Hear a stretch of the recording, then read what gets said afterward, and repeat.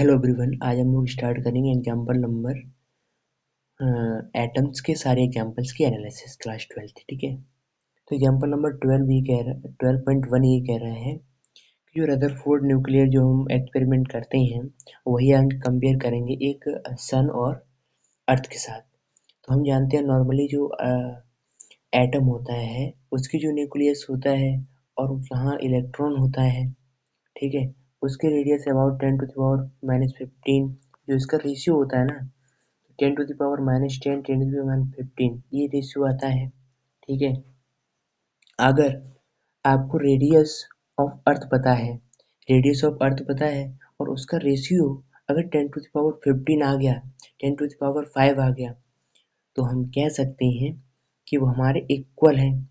अगर इससे ज़्यादा आ रहा है, 10⁻5 से ज़्यादा आ रहा है, इसका मतलब ये है कि वो दूर हैं हमसे, ठीक है ना। तो हमने अगर इसका कैलकुलेट किया तो 10⁻13 आ गया और आना कितना चाहिए 7 × 10⁵, तो 100 टाइम्स ग्रेटर देन है actual orbital radius of earth. Atoms और सन के बीच में ये रिलेशन सोलर सिस्टम और एटम्स के बीच में। नेक्स्ट एग्जांपल की बात करते हैं।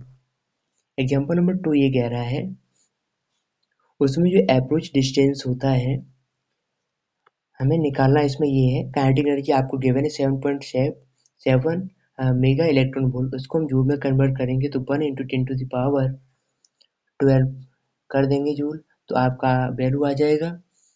ठीक है, और काइनेटिक एनर्जी जैसी काइनेटिक एनर्जी मुझे इक्वल करना है K(Q1Q2)/R। R वही हमारा D होगा जो डिस्टेंस से अप्रोच होता है, तो D is equal K(Q1Q2) kinetic energy. Q1 Q2 आपको पता है इलेक्ट्रॉन प्रोटॉन की बात है, ZE² हो जाएगा। K की वैल्यू आपको पता है 9 × 10⁹ होता है K की वैल्यू। ठीक है, करनी से याद रखना है K और इंटू 10⁹9 होता है, 9 × 10⁹9। नेक्स्ट एग्जाम्पल की बात करते हैं, इसमें वैल्यू रखो आंसर पाओ।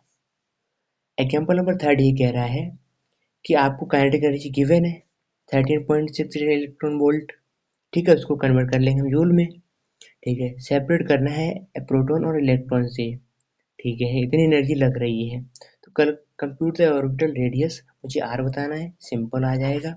आर बताने के लिए मुझे पहले N2 पता करना है, और N2 जैसे पता लगा 0.53 इंटू Z² n कर देंगे, आंसर आ जाएगा। ठीक है, Z/n² करेंगे 0.53 इंटू n² n²/z। अब जो रेडियस आएगी वो एंगस्ट्रॉम में आएगी।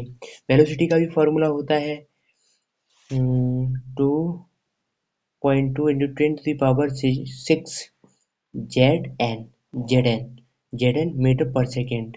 ठीक है, Zn/मीटर पर सेकेंड। ठीक है, एग्जाम्पल नंबर 3 हो गया। वेलोसिटी निकालना है, रेडियस निकालना है, आपके एनर्जी गिवन है, n की वैल्यू निकाल के कर लो।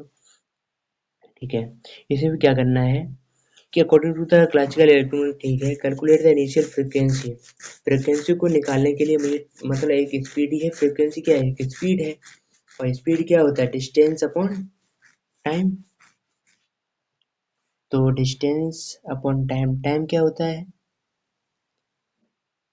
फ्रीक्वेंसी होता क्या है, फ्रीक्वेंसी होता है टाइम के इनवर्स, टाइम के इनवर्स होता है, और टाइम क्या होता है, डिस्टेंस अपॉन स्पीड, तो स्पीड अपॉन डिस्टेंस हो जाएगा।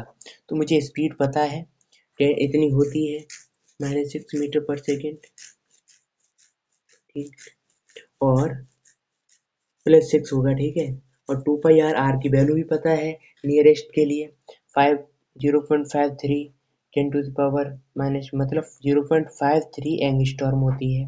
ठीक है, जैसी वैल्यू रखोगे आपको फ्रिक्वेंसी पता लग जाएगा। एग्जाम्पल नंबर 5 की बात करते हैं। इसमें एक सैटेलाइट आपको गिवन है, मतलब मास भी गिवन है, मास गिवन है, टाइम भी पता है आपको, और रेडियस भी पता है, और फोर्स एंगुलर मोमेंटम। तो वहाँ होता क्या है, mv² is equal nh/2π, integral multiple of h/2π ये होता है। तो यहाँ से अगर क्वांटम नंबर में मतलब n की वैल्यू निकालनी है, आपको बी की वैल्यू नहीं पता, कोई बात नहीं। आपको डिस्टेंस अपॉन टाइम आता है, तो डिस्टेंस आपको आर से मिल जाएगी 2πr, ठीक है। डिस्टेंस की वैल्यू रखोगे, एम की वैल्यू रखोगे, रेडियस की भी रखोगे, आपको क्वांटम नंबर मिल जाएगा। ये ध्यान रखना है, क्वांटम नंबर आएगा कैसा, बहुत बड़ा आएगा। जिससे देखो ये है क्वांटम नंबर आ रहा है बहुत बड़ा। इससे क्या पता लग रहा है कि satellite motion is extremely larger, in fact larger quantum numbers the result of quantization condition tend to those of classical physics. Classical physics की बात हो जाती है। एग्जाम्पल नंबर 6 की बात करते हैं। Using Rydberg formula calculate wavelength.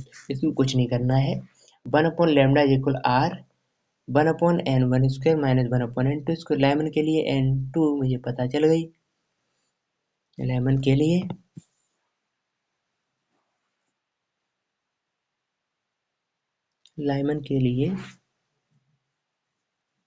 पता चल गई।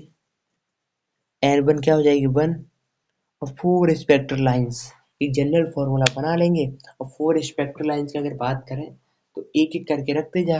अगर n की वैल्यू 2 रख रहे, कभी कभी n की वैल्यू 3 रख रहे, कभी n की वैल्यू 4 रख रहे हैं, कभी n की वैल्यू 5, 4 स्पेक्ट्रल लाइंस मुझे 1 बाई 1 करके निकाल देनी है, ठीक है।